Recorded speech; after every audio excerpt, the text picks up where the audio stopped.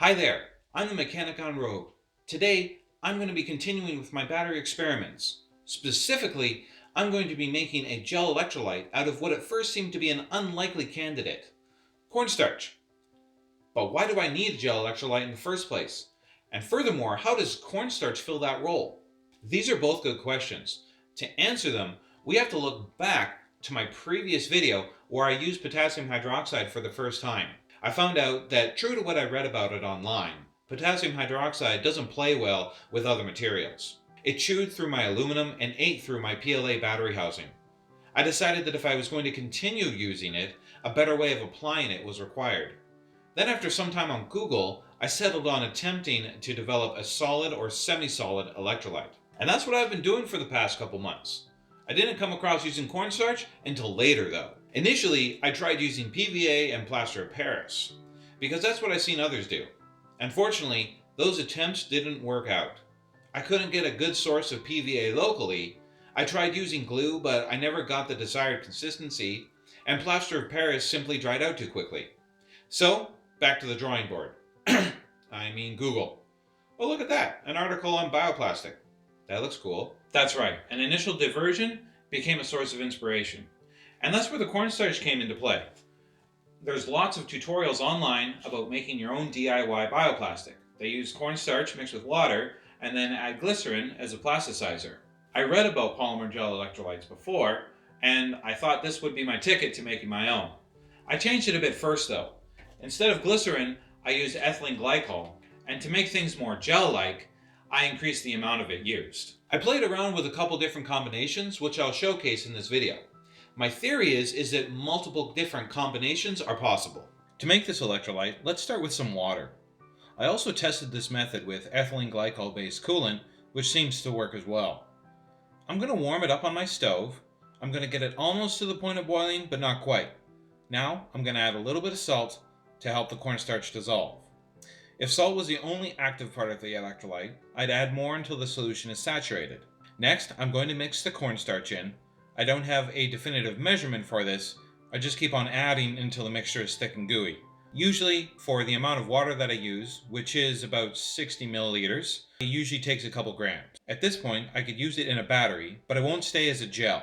It'll last longer than salt water on its own, but in a couple days, it'll be dried hard as a rock.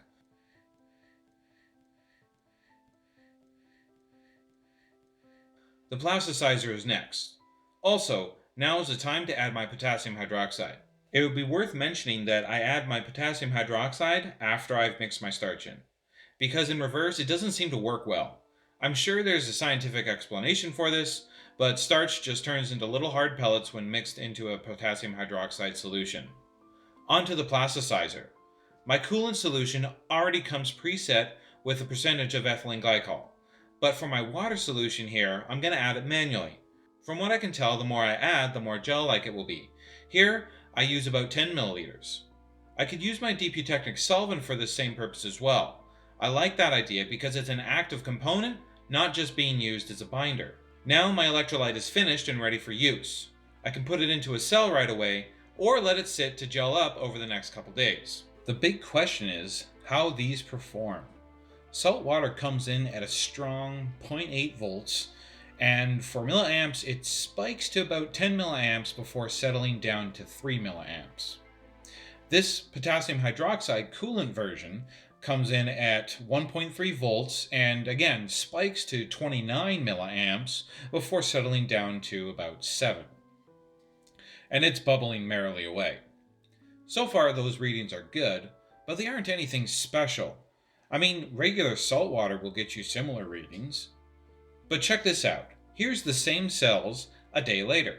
They're still going strong. Whereas the salt water is all but dried up.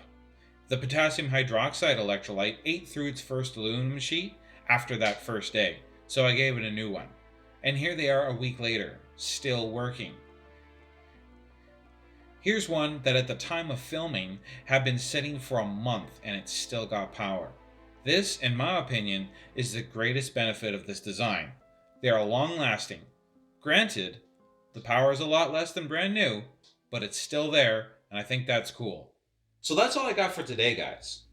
If you watched through to the end, thank you for watching. Your views and feedback are what keep this channel going. On that note, do you think there's anything about this idea that could be done better?